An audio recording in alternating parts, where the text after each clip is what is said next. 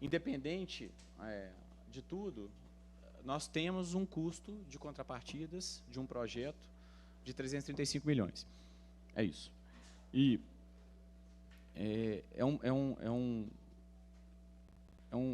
o que mais, talvez o que mais eu poderia reclamar aqui do poder público em geral, né? Assim, posso falar aqui, né? Mais do que colocar coisas que a gente vai mostrar, mais do que adequação de projeto, assim, que tipo de incentivo eu tive para uma obra dessa? Eu tive zero de incentivo, é apoio, né? Apoio. Aqui apoio. seria até o mínimo que é o apoio. Eu não estou nem falando do que teve de prejuízo, mas o que eu tive de apoio? A gente vê em outros lugares terreno sendo doado, incentivos fiscais e tal. Aqui eu não tive nada. Sendo que foi uma obra que começou a licença de terraplenagem. Eu tive a licença de terraplenagem no dia 16 de março de 2020, no dia que a cidade fechou da pandemia. A obra funcionou durante todo o período do momento de pandemia. Eu tenho aqui até alguns estudos aqui, deixa eu só pegar alguns números aqui para vocês verem o que ela gerou para a cidade aqui. Durante o período de pandemia. Vocês esperaram isso aí, essa é uma autorização, essa licença, né? Para começar. Isso. Vocês esperaram por ela quanto tempo? Eu te falo, quando eu entrei no projeto, lá em 2018, eu fiz uma apresentação no Conselho do Atlético, que a minha expectativa era que em agosto de 2018 eu estaria começando a obra. Isso era a minha expectativa no momento. Seria mais ou menos em agosto de 2018. Ainda não tinha exatamente a questão do interesse social, utilidade pública, não tinha a questão da operação urbana. Então, foi logo que eu entrei.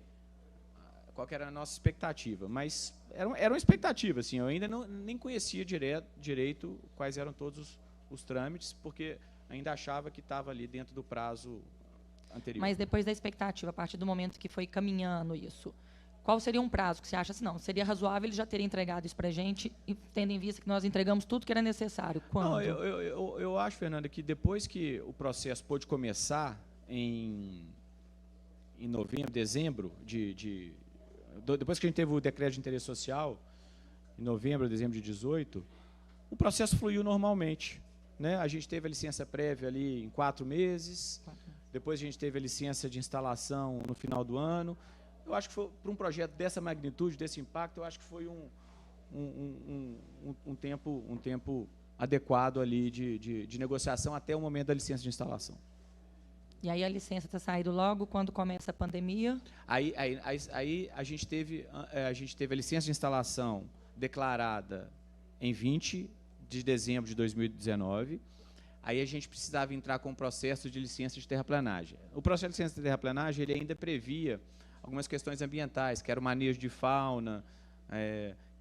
Não sei se você sabe, o manejo de fauna é até engraçado, né? Para você começar o processo de terraplenagem, você precisa espantar os animais do local com barulho, você precisa de ter uma equipe médica ali, se uma cobra machucar, para poder levar para um veterinário que tem que ficar de plantão. Então, você faz esse manejo social, ambiental, para depois comprovar você ter a licença de terraplenagem.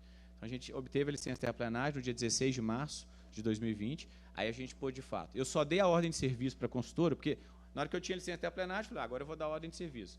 Foi 20 de abril de 2020. Aí eu dei a licença. Aí, de fato, a gente começou a obra.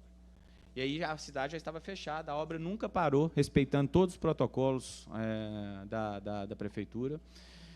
E aí eu acho que é uma coisa, isso que eu falo, que é uma coisa assim, que eu falo, eu não tive, essa obra, que é a maior obra do Estado, talvez, desde o centro administrativo, que foi uma obra pública, essa é uma obra privada, nenhum tipo, zero de incentivo. Qualquer lugar no mundo você tem incentivos do poder público para trazer uma obra dessa magnitude. Então, isso a gente não teve, nenhum. A gente gerou 4.180 empregos diretos, 2.100 indiretos, 6.655 empregos induzidos, gerando um total de 13.000 empregos no momento de pandemia. Esse é um relatório do Sinduscom. A gente teve uma renda direta de 270 milhões, indireta 155, renda induzida 370, uma renda de quase 800 milhões de reais para o município de Belo Horizonte. Além disso, a gente, nesse momento de pandemia, a gente teve também valorização do entorno da área. É o que eu falo, que o interesse social, o que a obra trouxe de benefício, né? A gente teve também, isso é um relatório socioambiental que a gente teve. Para vocês terem uma ideia, nós tivemos aqui, no último ano, um aumento de 687 empresas ativas. Ela saiu de 395, isso no entorno, tá? 3.965 empresas em 2019 para 4.652 empresas em 2021. A gente teve uma valorização imobiliária, enquanto na região de Belo Horizonte foi de 5%, na região do entorno da Arena foi de 21% de aumento. São todos dados aqui comprovados.